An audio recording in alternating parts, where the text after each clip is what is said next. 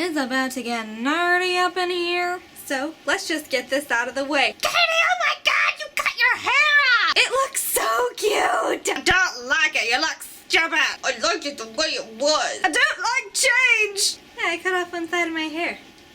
I like it. So, I've got a very special story for you guys today. It's about the time that I got in a fight because I said that I was gonna marry a cartoon character that some other girl said that she was gonna marry. I know. I'm gonna let the insanity of that statement just sink in for a second. So in order to tell you that story, I have to tell you this story. When I was young, I was obsessed with anime. Bondage skirt, random socks for no reason, anime shirt, yeah, middle school Catie. Particularly Inuyasha. I was a huge fan. My favorite character was Moroku. He was a monk and he had like a hole in his hand and he was a pervert. And I really couldn't tell you why I loved him so much, other than the fact that he was like quirky, I guess? I don't know. Like the main character Inuyasha was just like a fucking asshole, and so was every other character. Every other male character was an asshole. Not to say that Moroku isn't an asshole, he was just the least assholey. So I was in love with this character. I used to carry around the manga book with his face on the cover. I can't find it. I still have it. I have many of the manga books. I made anime music videos. One Halloween, I dressed up as his love interest, Songo. Literally, okay, to this day, this is how much I loved that fucking show. And particularly the couple and the character Moroku. I could tell you, to this day, what some of my favorite episode names and numbers were. Think about that. I loved this character so much that I was convinced that through some miracle of technology that I would find a way to take his pixelated form. I was well aware he was a cartoon. I had no delusions about that. But I was gonna find a way to take his pixelated form and turn him into a flesh human being and marry him.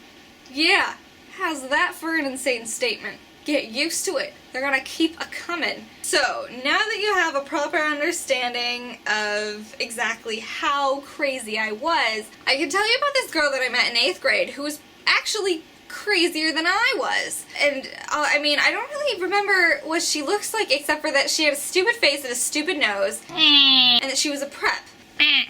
One day I walked into the ladies' room, and I had my manga book with me, with Moroku on the cover, and she looked down to my book and she said, "Oh my god, I love Moroku. Moroku is so hot." To which I replied, "No way, I love Moroku too. I'm gonna marry him." No way, Moroku is gonna marry me. And it's sort of gotten to a little like back and forth sort of thing where she was like, "No, I'm gonna marry Moroku for sure. Don't even. Moroku is gonna be my husband." "No, I'm gonna marry him." "You don't love Moroku half as much as I do." And she got like a little bit more serious. What makes you think that he would marry someone like you?"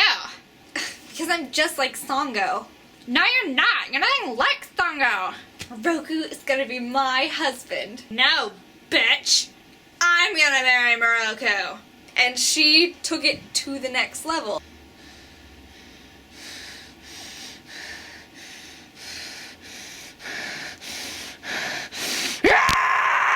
And before I knew it, she fucking was on top of me. "You are going down, bitch!" And she jumped on top of me and she was like pulling on my hair. She dug her nails into right here and she stabbed me with a mechanical pencil right here. She had nails like this long, I swear to God. Ow!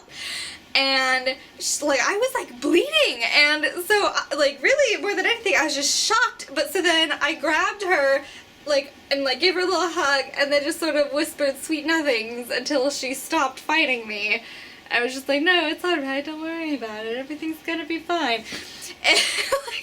And so she stopped, and then she realized that she had been defeated, so I was just sort of like holding her, like, fucking stop it, this is weird. And so then I let go of her, she walked away, and I was just sitting there bleeding, like, what the fuck? So I went into the office, and I was like, can I have a Band-Aid? And they were like, what happened to you? And I was like, nothing. And they were like, no, my God, what happened to you? And I was like,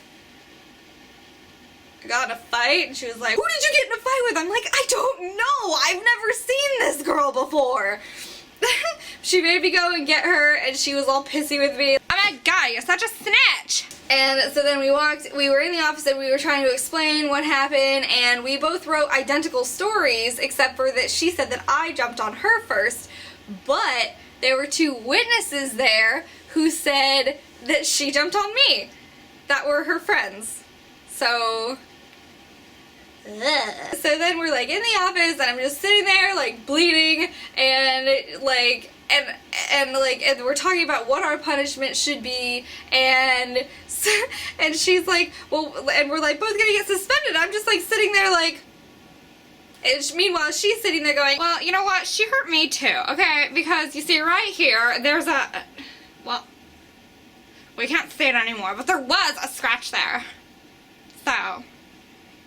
And so, we both got suspended, and that is how I got into a fight over a cartoon character.